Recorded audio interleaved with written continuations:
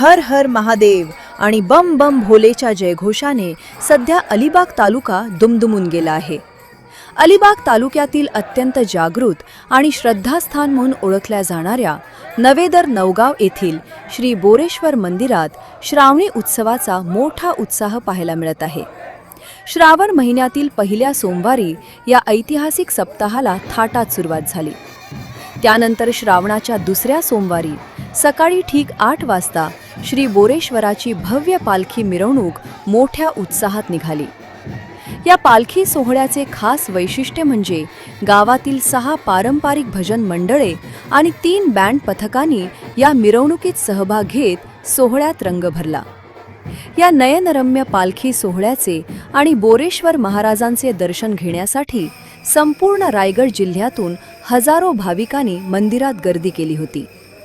घनदाट झाडीत शिवलिंग प्रकट झाल्याने आणि बोराच्या झाडाखाली हे शिवस्थान पूजले जाऊ लागल्याने या देवाला बोरेश्वर म्हणजेच बोराच्या झाडाखालील ईश्वर असे नाव पडले.